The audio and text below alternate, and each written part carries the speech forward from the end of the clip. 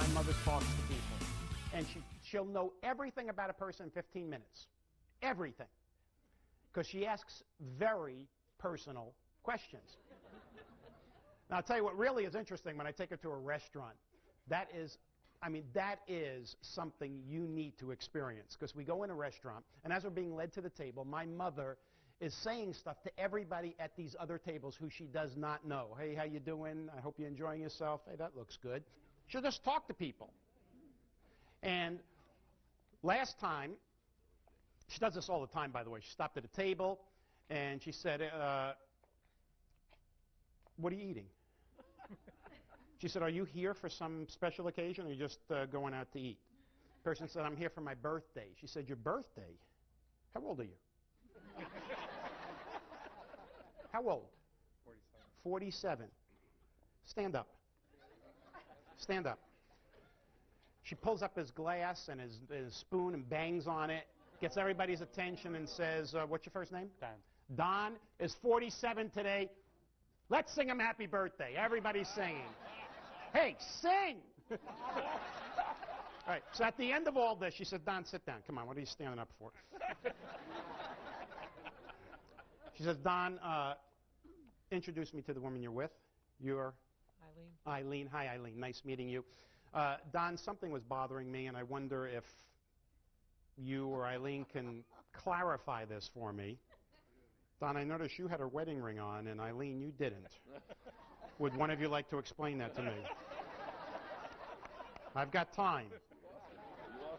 No, I only date married men. So we eventually, and it's me saying, Mom, come on, I'm hungry. So we sit down, we order our meal, we're eating our appetizer, we get our main entree, and another couple gets seated next to us. We're on our entree now. My mother hears the person at this other table asking the waiter about certain items on the menu. And one of the items happened to be veal scallopini. And she said, excuse me, sir, were you just asking about the veal scallopini? It's good. It's good. I ordered it. It's good. Not as good as I make it at home, but it's good. I want you to have a good time tonight. Here, taste mine. Make sure you like it. And she makes the guy eat it off of her fork. Off of her fork. Oh, yeah.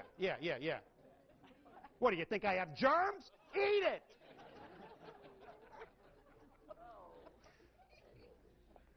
By the way, if you were in that restaurant and my mother carried on a conversation like one of these, how many of you would have enjoyed it? Can I see your hands? All right, that's either Italians or socializers. How many would feel uncomfortable with what my mother was doing? Can I see your hands? Many more. That's interesting. Fact of the matter is, my mother doesn't care. She's going to come up to your table whether you like it or not.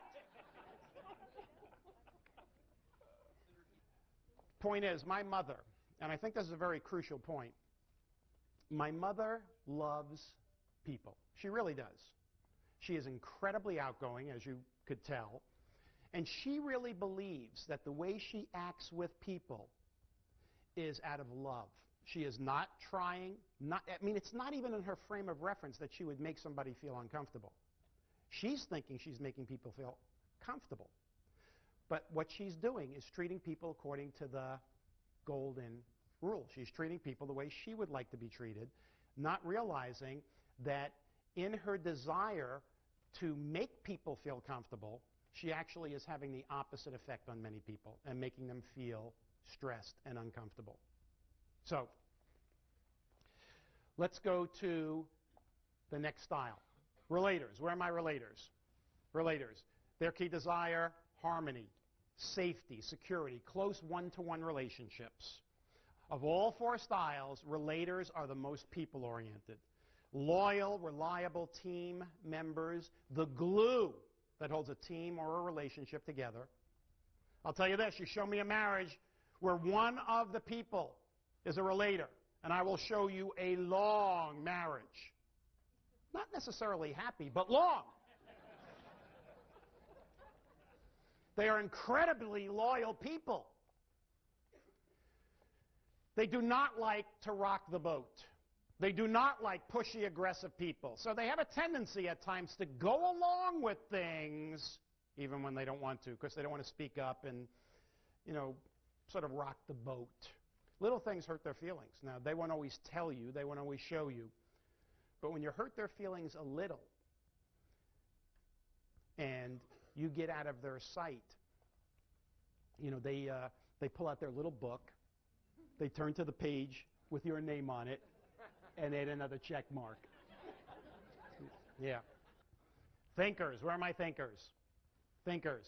Their key desire, order, accuracy, precision, perfection. Their motto, everything in its place and a place for everything. Their patron saint, Sergeant Joe Friday from Dragnet. Just the facts, ma'am, just the facts. They're the great planners, problem solvers, organizers. They're great at creating systems. They're highly inventive people. And of all four styles, they're the most intellectual. Michelangelo, Da Vinci, Einstein, thinkers. So I'll tell you this, without a doubt, without a hesitation, you want something done right, give it to a thinker. But if you want it done on time, think again. Thinkers procrastinate getting finished until it's perfect. Four basic styles, ladies and gentlemen. Directors, thinkers, relators, socializers. They do things differently. They have their unique strengths and weaknesses. Now, I can take almost any activity and show you how each style will perform that activity ever so slightly different from the other three. Let's take an activity that all of us probably engage in every single month. The monthly checking account statement comes in. The day it comes in, who will balance it that day to the penny, no matter how long it takes? The thinker. The day it comes in, the director. They never have time. They look for somebody. Roxanne, I don't have the time, the patience for this. I notice you do yours every month. Would you do mine? I'll give you $20. 25 max. They try to delegate it to people. The day it comes in, the relator waits for that evening to balance it as a family bonding experience.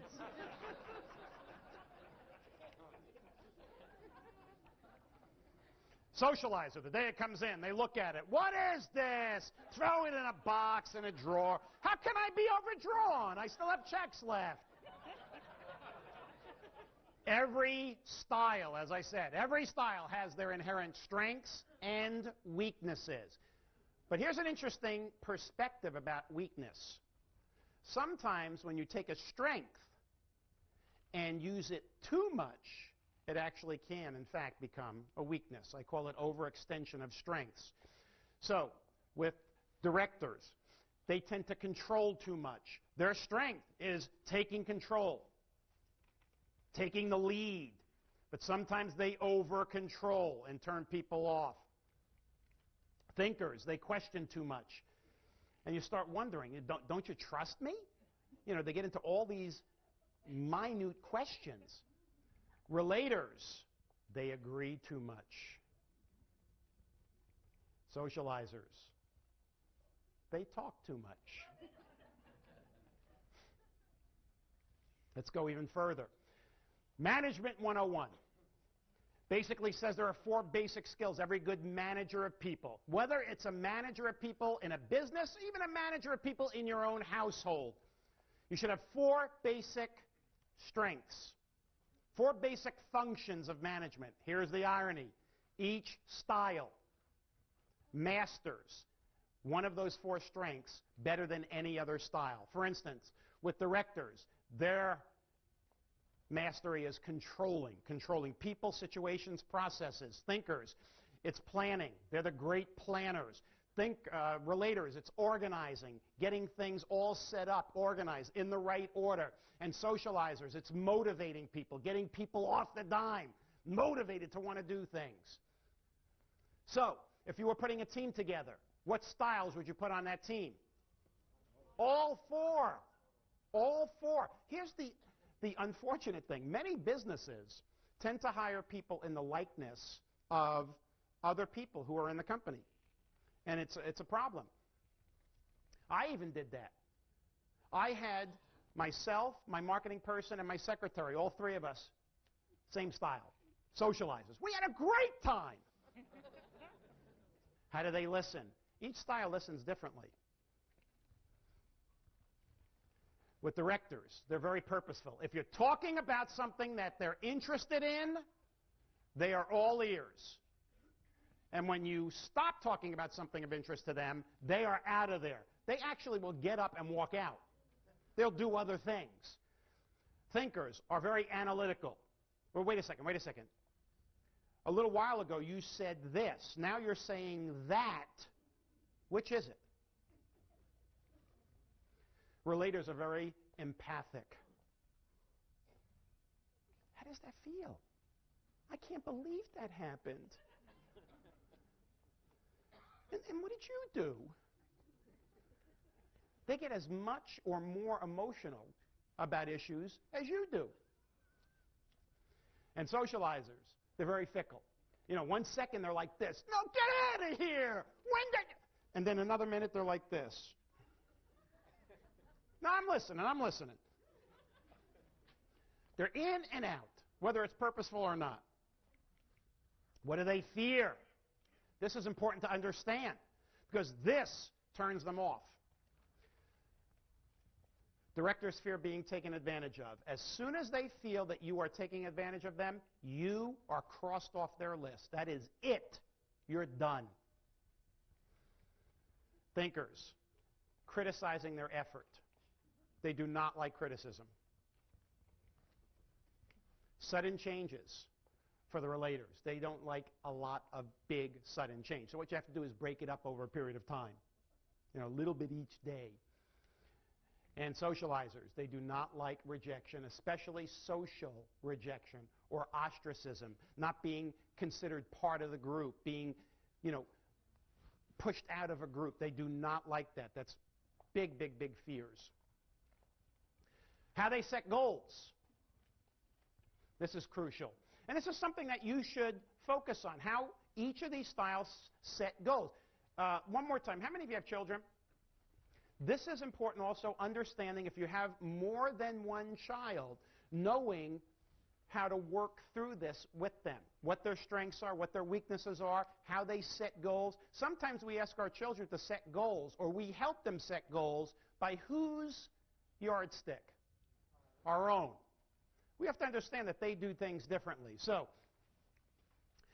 with directors, they favor goals that are productive and inexpensive. And typically, directors favor a single overriding goal. They like to work on one goal. Let me achieve it, then I'll move on to another. They don't like a whole list of goals. One big one. Thinkers, they favor goals that promote growth, accuracy, quality. Relators, goals that open opportunities for everybody involved, not just for themselves. They like, you know, the whole group. Everybody has to be involved in the goal. And socializers, loosely defined goals. They don't want to be tied down, and they often change. I want to do that. How about that? No, that's better. That. How they make decisions. Now, this is crucial in selling, isn't it? Directors, decisive. What they want, give them 2 to 3 options with brief supporting analysis, and then who makes the decision? They do. Now, I realize that in selling, we have all of these different techniques of closing, etc., and one is called the assumptive close, where you are, or a forced choice close, where you're basically forcing the close or a decision on somebody. They'll kick you out. It will not work with them. I mean, a single closing technique will not work on all 4 styles, I will tell you that. They like options with analysis, and they make the decision. Thinkers, they're very analytical. Give me all of my options, not 2 or 3. If there's 5, if there's 7, I want all the options. And then I'm going to do an entire Ben Franklin balance sheet of pros and cons, analyze each one, and then the logic of the situation will dictate which is the best option. No emotion comes into this. It's pretty clear, black and white. Relators, collaborative. How many people are going to be affected by this decision? Well, let's get all of them here and find out how they feel about it. And let's make sure everybody's on the same page. And socializers are spontaneous. If it looks good, feels good, smells good, let's do it.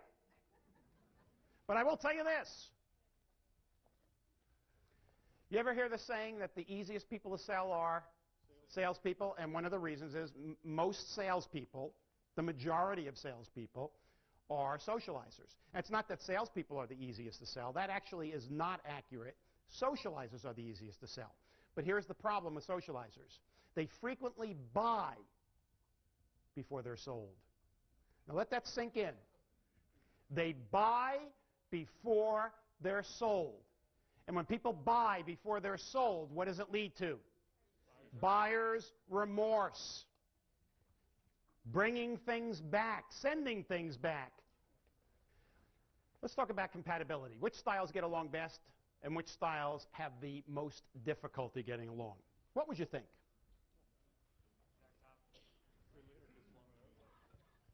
I think everybody has different opinions here. All right, here's two quotes. I want you to finish them for me. Opposites. Birds of a feather. Which one is more accurate? All right, so we have two different opinions here. Both are accurate, but it depends on the situation. So let's talk about work, working on a task, a goal. Opposites attract. And why is that? At work, on a task, opposite styles get along best. And the reason is the strengths of one style compensate for the weaknesses of the other. So there's a balance. So what styles get along best? Thinker-relator, director-relator, socializer-relator. Do you see a pattern here? Everybody gets along with the relators. Everybody. Moderately compatible, thinkers with thinkers, relators with relators, socializers with thinkers, and the least compatible, two directors, because they're always butting heads with each other. They have their own goals and objectives, the ways they want to do things. Let's do it my way or the highway. Why would socializer be the lowest compatible group when it comes to work? Work. Come on. Hey, did you hear the one about? Style compatibility socially. Birds of a feather flock together. Like styles get along best in a social environment. So, notice, thinkers with thinkers, relators with relators, socializers with socializers. Wait a second. What's missing? Directors. They're still competing with each other, even socially. They don't even want to go out. I got work to do. But they're in the next group. Moderately compatible. And the least compatible, director, relator, socializer, thinker, are the diagonals. They have the least in common. All right, here's your pop quiz, ladies and gentlemen. I've taken you through a whole bunch of information, and I want to see how well you've assimilated it and how well you can project. So, what would you say is the ideal vehicle chosen by a socializer? Built for them. A convertible, a sports car, a Porsche, Ferrari, Maserati, Corvette. What color? Red. Absolutely. Ideal vehicle for a relator. A minivan. Yeah, you can bring the family. Come on, we got room. Thinkers. Volvo. Volvo. Safe. Built well. Quality. Reliable. Ideal vehicle for a director. Get out of my way or I'm going to go right over you. By the way, let's take it another step. Every style has a theme song, a song that captures the essence of who they are and how they go about doing what they do. What would you say is a theme song chosen by over 90% of all directors? And did it Oh, they love this song. They sit up a little straighter, puff out a little. Yeah, my way or the highway. But only 90% choose that song. The other 10% feel it's too weak. They want something a little stronger.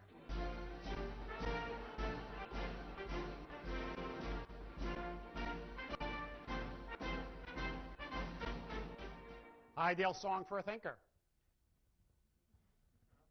So I usually don't get one.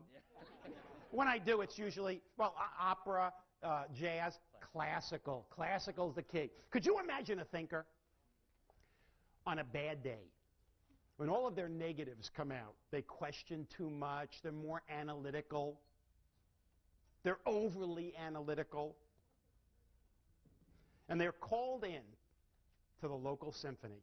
Symphony's losing money. So they call this analytical thinker in, who's a consultant. And they say to the analytical thinker, how could we make more money and make this symphony more profitable? So the thinker starts analyzing and over-analyzing. I just completed this report. First of all, the orchestra seemed to be operating quite efficiently, but then on closer inspection, it became apparent that there was a lot of waste and inefficiency. The oboes, for example, were on stage throughout the entire piece, but they only played 10% of the time. The woodwinds frequently just repeated notes that had already been played. Da-da-da-da, da-da-da-da. An obvious and clear duplication. Violins and violas, they could rarely even be heard above the din of the other instruments, and they could probably be done away with altogether. My calculations show that by getting rid of the unnecessary instruments and by cutting the running time of the piece by a third, substantial savings could be had not only in salaries, but in overhead expenses, lighting, heating, electricity, rental time for the auditorium, all sorts of things. The bottom line in this business is profit and loss, minimax, minimizing expenses and maximizing profits. If the symphony puts my study into effect, they'll have more people units seeing shorter music units, enjoying it more, it'll cost less, and their profits will be greater. He's so proud. Ideal song for a relator. Feelings, right? You've got a friend.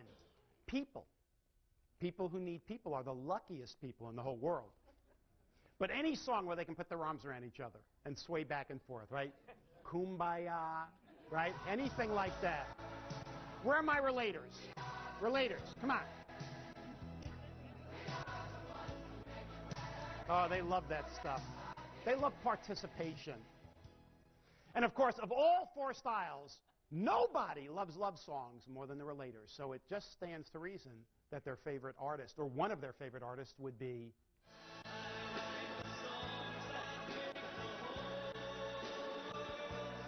They get a little embarrassed.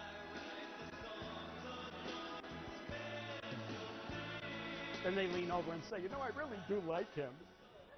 Ideal song for a socializer. How many want to dance right now? Yeah.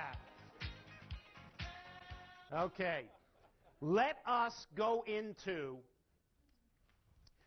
our last section here before break, and that is, how do you practice adaptability with each style? So let's talk about directors. With directors, key thing is making sure that you understand and support and reinforce their goals and objectives. Another thing is to keep the relationship businesslike. Don't get chummy with them. You know, get right to the point, bottom line it with them.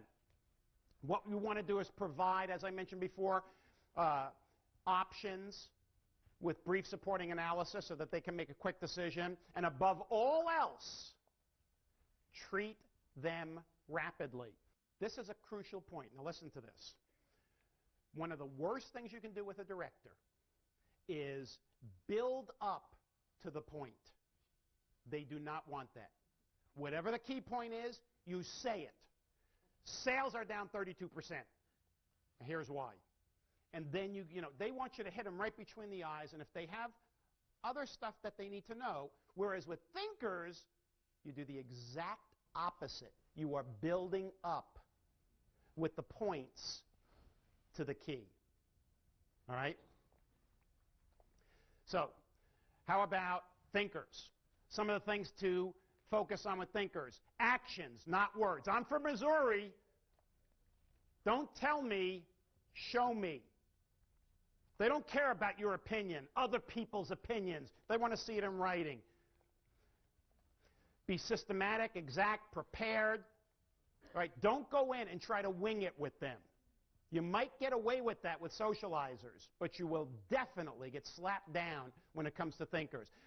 Anytime you are presenting something to them, list the advantages as well as the obvious disadvantages. And I'll tell you why the obvious. I'm not saying to list out all the disadvantages, but certainly the obvious disadvantages. Because if they're obvious, do you think that the thinkers will find them? And if they find them and you didn't tell them, that is, to them at least, a lie of omission. A lie of omission means you cannot be trusted. Kiss that sale goodbye. Provide proofs, guarantees, and put it in writing. They don't want your word. They want it in writing. And above all else, treat them precisely. Relators. Key thing, make sure you show personal interest and listen to them. Remember, they are the best listeners. They want reciprocity here. They want to see how well you listen to them. Give them time to trust you. They're not going to make a key decision. They're not going to buy something until they trust you. That's a key. Provide guarantees and personal assurances. Now, with thinkers, you've got to put it in writing. With relators, it's just your word. I'll tell you one thing that really, really works with relators.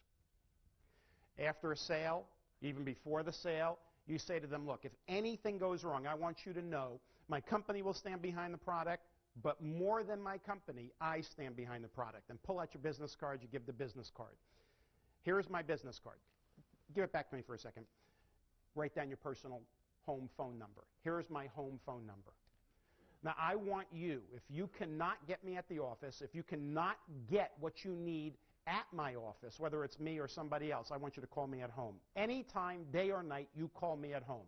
3 o'clock in the morning, call me at home. I am the one who's going to take care of you personally.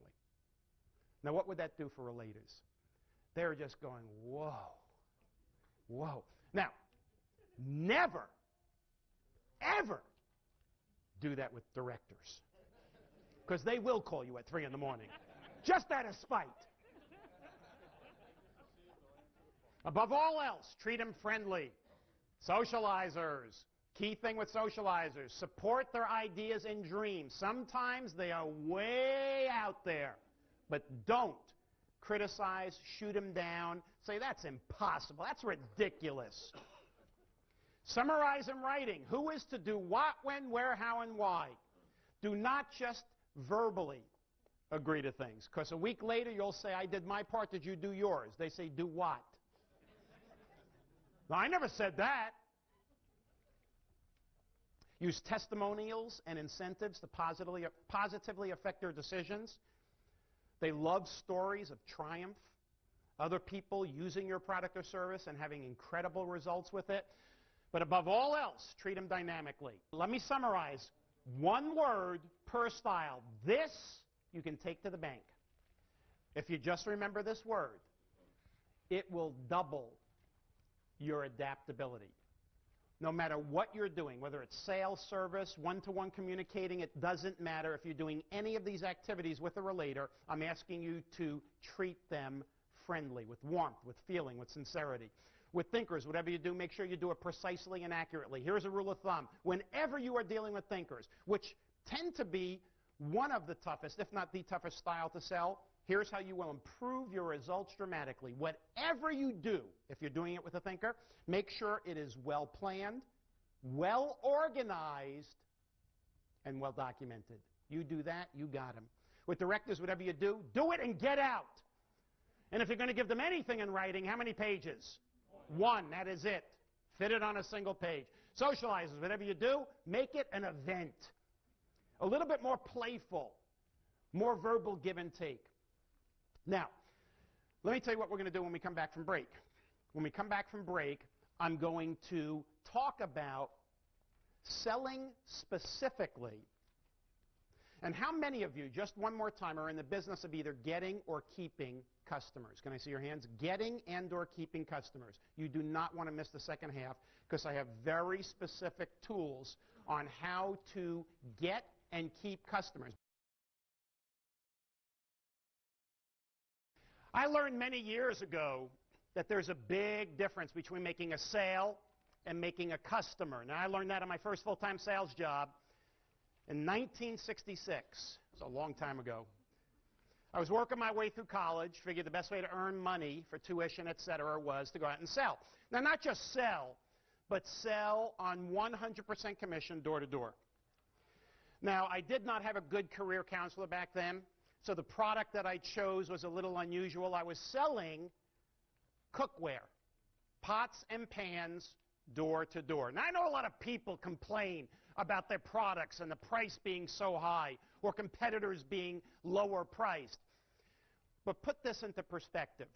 In 1966, I was selling a 10-piece set of cookware for $300. It gets worse. 4 of the pieces were lids. There were just 6 pots. But in my first 9 weeks, went out and sold over $11,000 worth of cookware, counting my commissions, sales contest winnings, bonus. I was making more than my father, more than most of my friends' parents. So by anybody's definition, I should have felt good, right? But something was wrong. Couldn't identify it back then, couldn't put my finger on it, but something wasn't right. Now, back then, we were taught when we went out and did our sales presentation to give a canned, memorized presentation, verbatim, word for word, couldn't deviate a word. We were taught, contrary to what was being taught back then, we were taught never ever ask for referrals immediately after you make the sale.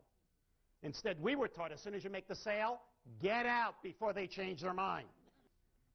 My target market, single women between the ages of 18 and 21 who were working full-time. I was 19 at the time, and I was working on my double prospecting system, but that's a whole other story. But I think it was when I delivered the cookware and I asked for referrals. And the response that I got that gave me this feeling something wasn't right. So, what's your first name? Dana. Dana. It's my daughter's first name. Dana. All right, so Dana, let's make believe that I'm delivering the cookware. You don't have to say or do anything, but I'm delivering the cookware to Dana. This is exactly verbatim, even choreographed.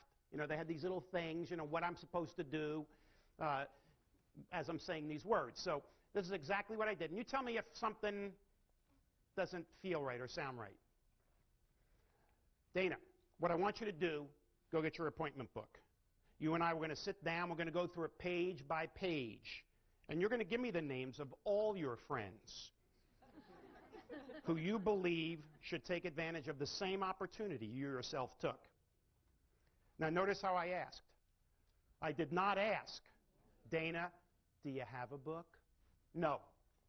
Nor did I ask, Dana, would you please get the book? No. This was Jersey. Dana, get the book. Let's sit down. Now, invariably, Dana, people like Dana, they'd look at me, and their first response would be, I can't get the book. I would say, what do you mean you can't get the book? You don't have a book? She'd say, yeah, I have a book, Tony. I know a lot of people. It's not that I can't get the book. I won't get the book. You won't get the book? What does that mean, you won't? She said, I won't get the book, Tony, because I don't want you to do to my friends what you did to me. Hey,